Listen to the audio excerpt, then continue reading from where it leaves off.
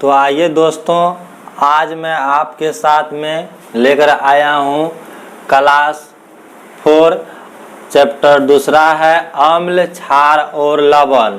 तो आप लोग 3 क्लास को पहले देख करके समझ करके नोट बना करके अच्छे से पढ़ चुके होंगे और समझ चुके होंगे। तो मैं उम्मीद करता हूँ कि ये आगे भी क्लास को आप लोग अच्छे से समझे और पढ़े।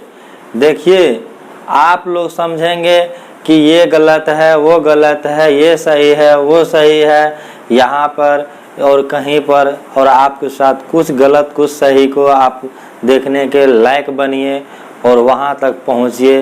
तब आप गलत और सही का ब्यौरा और व्यू देंगे तो क्षमेगा और सहज और अच्छा लगेगा। अभी बच्चों में बोलने से, बड़ों के कुछ कहने से नहीं होगा। जब आप उस पद पर, उस स्थान पर जाएंगे तब आपको पता चलेगा कि क्या होता है। आजकल के जवानों में एक कहावत में कहा गया है, देखियो, गरीब को तो डर है कि भाई मैं किसी के साथ कुछ कहूँ, कुछ करूँ तो मुझे फंसा देंगे, मार देंगे, ये कर देंगे, वो कर देंगे। और मध्यम वर्ग जो है, टीचर, ये वो, मतलब जो कार्मिक लोग हैं, उसके पास 10 घंटा, 12 घंटा, 8 घंटा का, 6 घंटा का, 16 घंटा का वर्क बांटा हुआ है, जिसके कारण उसको फुर्सत ही नहीं है कि किसी के प्रति कुछ सोचे या कुछ करे।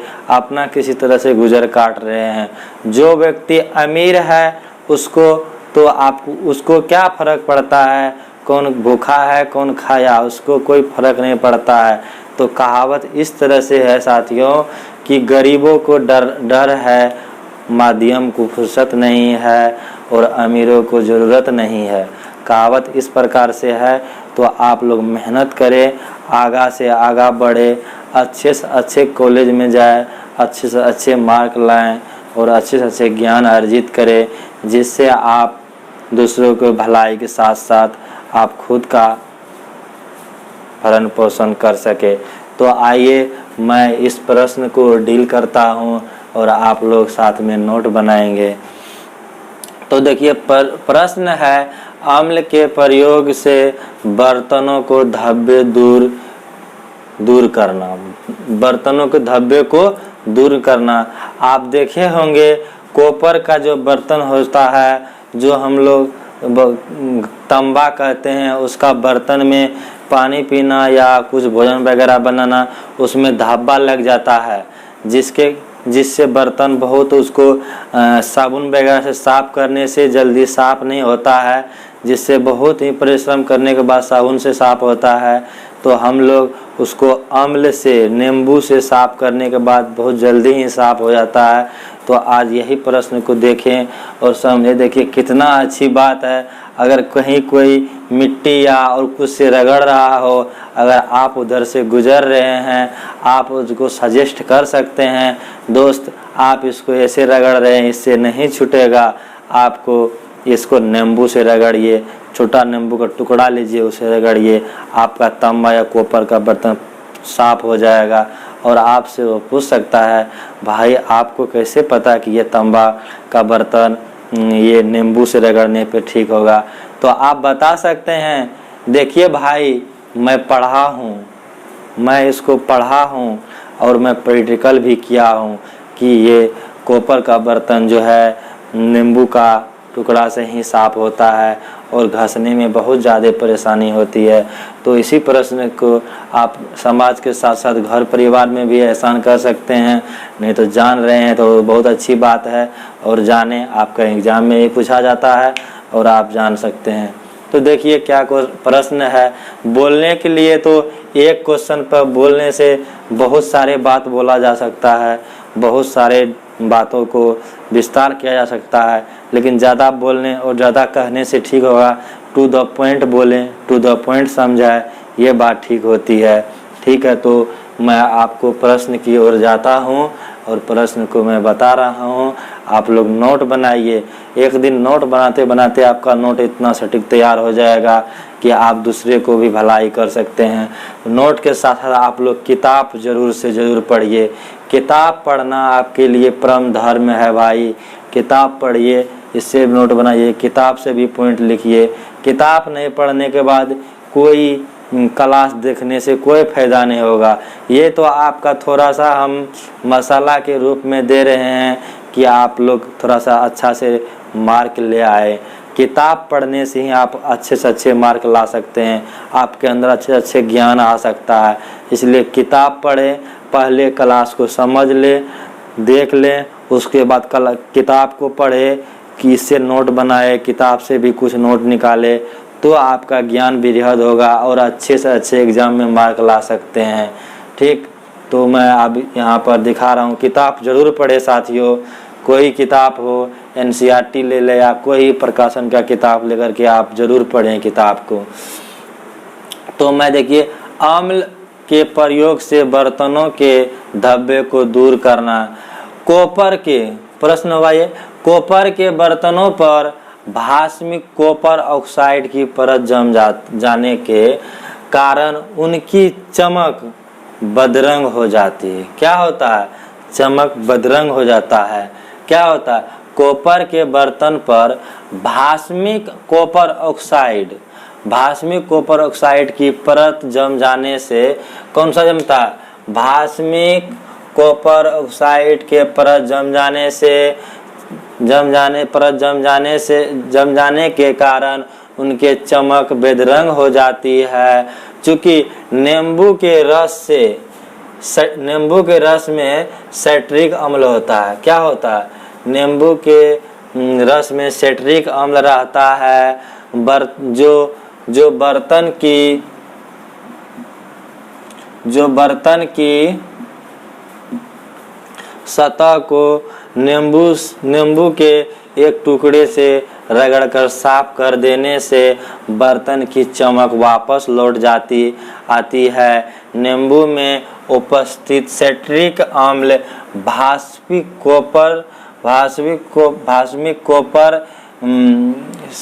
कॉपर से साइट्रिक बनाता है। क्या बनाता है?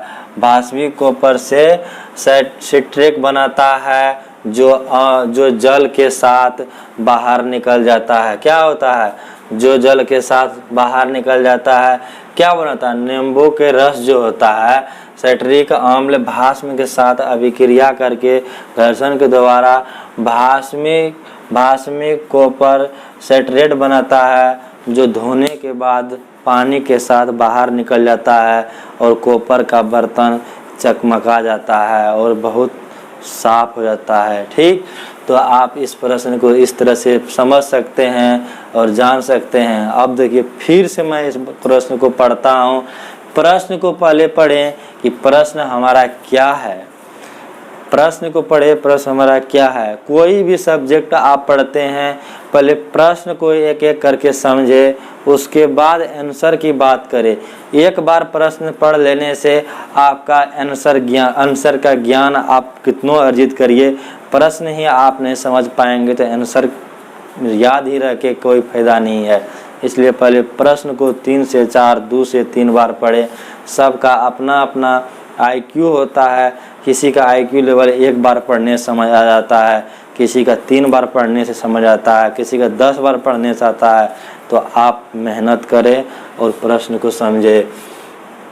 अम्ल के प्रयोग से बर्तनों के धब्बे को दूर करना। अम्ल के प्रयोग से बर्तन के धब्बे को दूर करना। बर्तन में जो लगा हुआ है धब्बा, मतलब उसको दूर करना।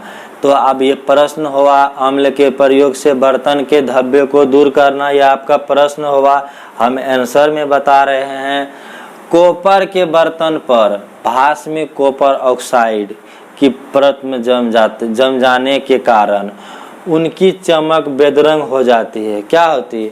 उनकी चमक जो है बेदरंग हो जाता है, मतलब काला पड़ जाता है, बेदरंग हो जाता है। चूँकि नींबू के रस में कौन सा साइट्रिक अम्ल होता है? कौन सा होता है? साइट्रिक अम्ल रहता है, जो साइट्रिक अम्ल रहता है जो बर्तन की सतह को नींबू के एक टुकड़े से रगड़कर साफ कर देने से बर्तन की चमक वापस लौट आती है। नींबू में उपस्थित सिट्रिक अम्ल, नींबू में जो उपस्थित सिट्रिक अम्ल होता है वो बर्तन के धब्बे से अभिक्रिया करके, धब्बा किसका होता है, भास्मिक होता है, कॉपर ऑक्साइड होता है, उससे अभिक्रिया करके भास्मिक कॉपर सिट्रेट बनाता है जो जल के साथ बाहर निकल जाता है। किसके साथ बाहर निकलता है, जल के साथ बाहर निकलता है। तो आप इतना बढ़िया से प्रश्न का आंसर लिखते हैं तो एग्जामिनर देख करके आपको अच्छा से अच्छा मार्क देंगे। और आपका दैनिक जीवन में तो यूज है ही, साथ ही साथ आप एग्जाम का भी पढ़ सकते हैं, दूसरे को बता सकते हैं, प्रश्न पूछ सकते हैं मौखिक रूप में।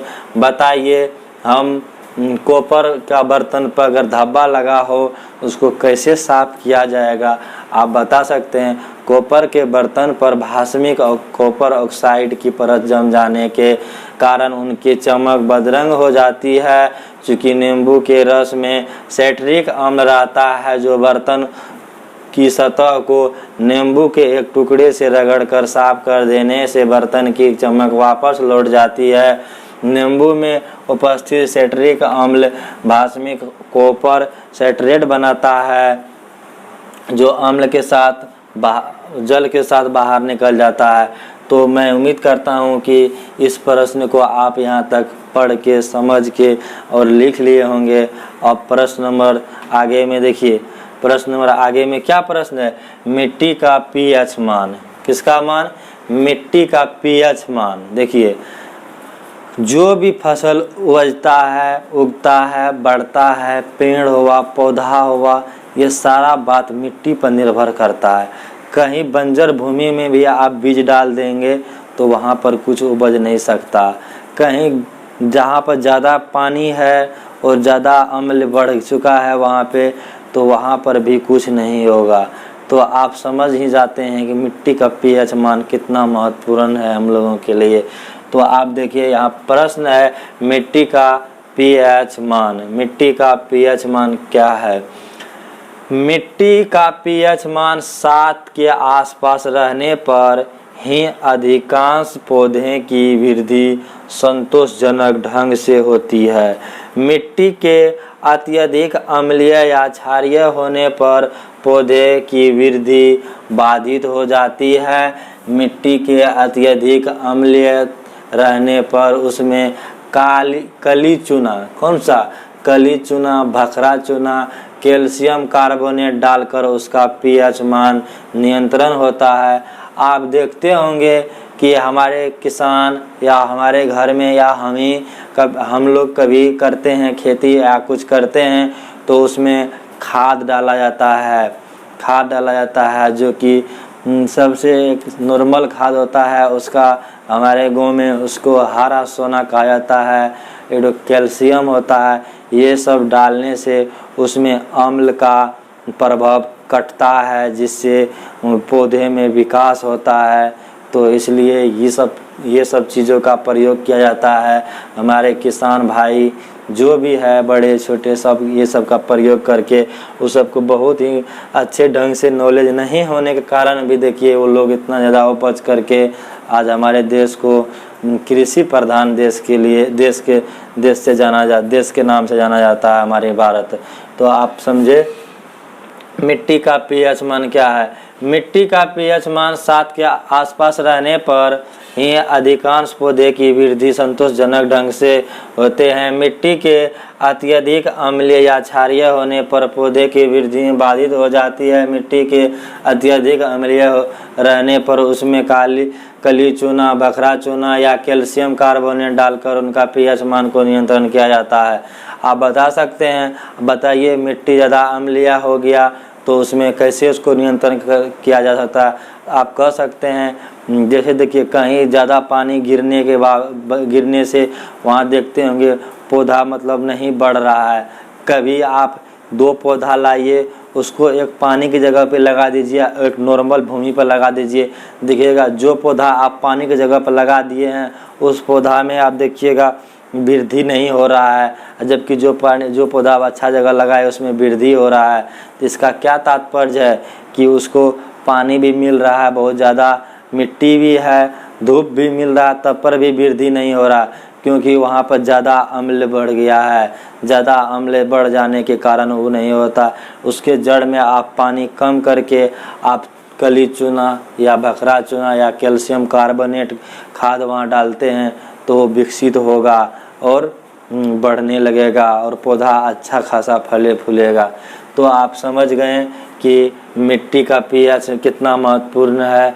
आप बता सकते हैं मिट्टी का पीएच मान 7 के आसपास रहने पर ही अधिकांश पौधे की वृद्धि संतोषजनक ढंग से होती है। मिट्टी के अत्यधिक अम्लीय या क्षारीय होने पर पौधे की वृद्धि बाधित हो जाती है। मिट्टी के अत्यधिक अम्लीय रहने पर उसमें काली चूना, बकरा चूना या कैल्शियम कार्बोनेट डालकर उनका पीएच मान को नियंत्रण किया जाता है। तो मैं उम्मीद करता हूँ कि आप लोग ये दोनों प्रश्न को समझ गए होंगे। साथ ही साथ आप ये मत समझे कि मेरा एग्ज़ाम में आएगा, एग्ज़ाम के लेकर के तो विषय है ही है, साथ में साथ आप अपना नॉलेज को भी इम्प्रूवमेंट कीजिए, जिससे आप कंपटीशन में भी जाइएगा तो ये सब चीज़ विस्तार से पढ़ने का मौका तो बहुत जगह मिलता है। अगर आप घर से करते हैं तो आप लूसेंट वगैरह भी पढ़ के कर सकते हैं, जबकि ये सब बात जानिएगा। देखिए इसी में तो ऑब्जेक्टिव है, ऑब्जेक्टिव कहाँ पढ़ना है, ऑब्जेक्टिव ये इसी में तो है। अब आप बताइए, आपको पूछा जाए बताइए मिट्टी का पीएच मान नियंत्रण करने के लिए किसका प्रयोग किया जाएगा, उसमें दिया रहेगा कली चूना या बकरा चूना या कैल्शियम कार्बोनेट, ये तीनों में से एक ऑक्सीजन दिया रहे, एक ऑप्शन में दिया रहेगा तो आप बता सकते हैं। जो रहेगा आप कह सकते हैं कैल्शियम कार्बोनेट से मिट्टी का पीएच मान को नियंत्रण किया जा सकता है और उसको उर्वरक बनाया जा सकता है, उपजाऊ बनाया जा सकता है भूमि को, तो आप कह सकते हैं। तो इस तरह की क्वेश्चन कहाँ से निकलती है, यही प्रश्न से निकलता है, बड़े प्रश्न से ही निकलता है। पहले ऑब्जेक्टिव लोग पढ़ता है, अरे भाई पहले सब्जेक्टिव पढ़िए, सब्जेक्टिव पढ़िएगा तो आपको ऑब्जेक्टिव ऑटोमेटिक उसमें मिलेगा, ऑब्जेक्टिव ऑटोमेटिक मिलेगा। तो आप इस तरह से पढ़िए। फिर देखिए क्वेश्चन ये है पीएच और जलीय जीव, पीएच का कमने या बढ़ने से जलीय जीव में क्या प्रभाव होता है। आप देखिए पीएच मान, जैसे जल का कितना मान है, जल का मान है, जल उदासीन होता है, जल का पीएच मान 7 होता है। 7 से अगर जल का पीएच मान कम हो जाता है तो उसमें आप देखेंगे कि मछली ये सब वगैरह वगैरह सब का मृत्यु हो जाती है। देखते होंगे हम लोग खेत में, जो कभी कभी हम खेत में जाते थे तो ऐसे तो देखते थे, कभी खेत में कीड़ा लगने के कारण कोई स्प्रे करते थे, कोई थर्मेट डालते थे, जो भी जहरीला पदार्थ डालते थे उसमें पानी मछली मर जाता था। या वैसे अगर कहीं कुछ होता था या कुछ गंदा पानी उसमें आता है तो उसका पीएच मान घट जाने के कारण उसमें जलीय जीव मर जाता है अपने आप। तो आप इस बात को पढ़ें और क्वेश्चन की तरफ मैं जा रहा हूँ। देखिए पीएच और जलीय जीव, पीएच से जलीय जीव का क्या संबंध है, पीएच और जलीय जीव में क्या अंतर है, ये सब बात को भी आप समझिए। एक निश्चित सीमा के अंदर रहने पर ही उसमें वास करने वाले मछलियाँ तथा अन्य जीव सुरक्षित रहते हैं। अम्लीय वर्षा या अन्य कारणों से जब नदियों तालाबों का पीएच बहुत कम हो जाते हैं तो जलीय जीव का अस्तित्व संकट में पड़ जाता है। बताइए क्या होता है, जब अम्ल का वर्षा होने लगता है तो जलीय जीव को पानी में अम्ल का मात्रा ज़्यादा हो जाता है। अम्ल का वर्षा होने के कारण जलीय जीव को बहुत ज़्यादा हानि होता है और उसको सांस नहीं मिलता है तो उसके कारण मर जाता है। तो आप लोग समझ सकते हैं पीएच का कितना महत्वपूर्ण है।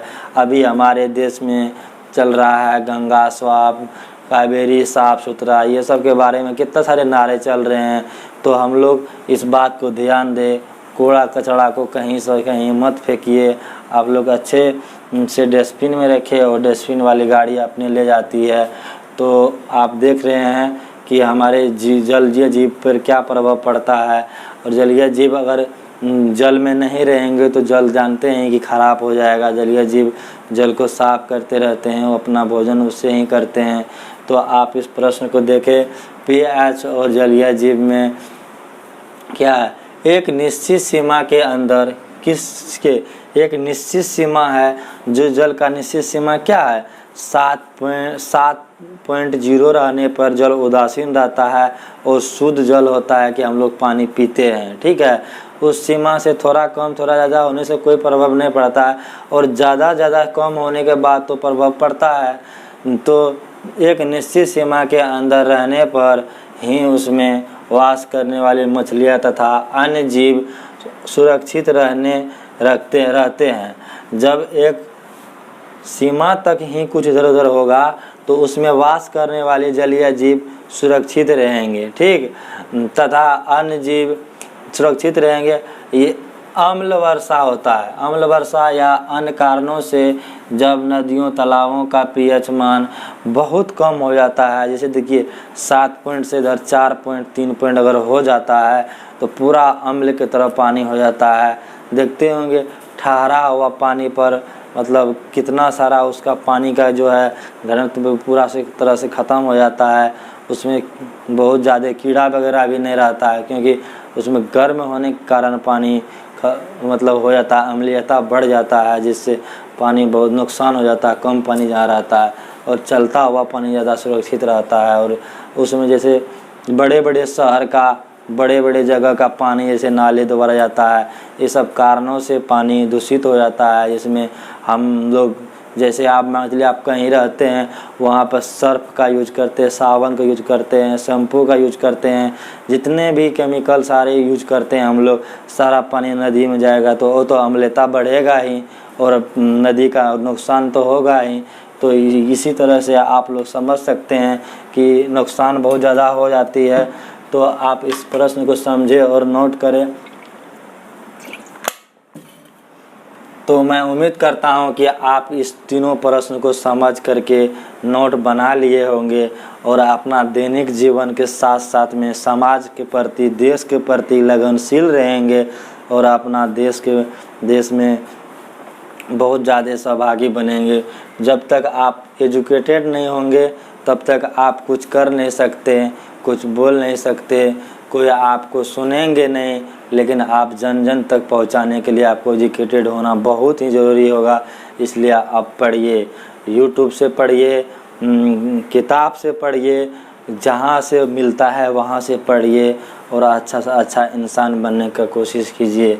तो मैं एक बार फिर से इस क्वेश्चन सबको पढ़ करके रिपीट कर देता हूँ आंसर सहित, जो आपको बेहद ही आसान लगेंगे और ये साथ में साथ आप समझने के साथ साथ आपको याद भी हो चुका होगा कि मैं बिल्कुल सरल ही भाषा में लिखता हूँ, बिल्कुल सरल ही भाषा में बोलता हूँ। आपके एग्ज़ाम में ये नहीं कहता है कि आप मतलब पूर्णतः पूरे तरह कठिन प्रश्न को, कठिन आंसर को लिखे, यथासंभव अपनी बात में अपने विचार से ही उत्तर दे। ठीक, इस तरह से प्रश्न लिखा जाता है। तो आप देखिए, अम्ल के प्रयोग से बर्तन के धब्बे को दूर करना, ये प्रश्न हुआ। अम्ल के प्रयोग से बर्तन के धब्बे को दूर करना, ये प्रश्न हुआ। आप आंसर में बता सकते हैं, कॉपर के बर्तन पर भास्मिक कॉपर ऑक्साइड की परत जम जाने के कारण उनमें चमक बेदरंग हो जाती है। चूँकि नींबू के रस में सिट्रिक अम्ल रहता है, जो बर्तन की सतह को नींबू के एक टुकड़े से रगड़कर साफ कर देने से बर्तन की चमक वापस लौट आती है। नींबू में उपस्थित सिट्रिक अम्ल भास्मिक कॉपर सिट्रेट बनाता है। नींबू में जो उपस्थित सिट्रिक अम्ल होता है उससे रिएक्शन करके भास्मिक कॉपर सिट्रेट बनाता है, जो जल से धोने पर जल के साथ बाहर निकल जाता है। हम जो नींबू से बर्तन को, कॉपर के बर्तन को रगड़ेंगे तो फिर उसको पानी से धोएंगे ना, पानी से जैसे धोएं उसको, वो जल के साथ बाहर निकल जाता है।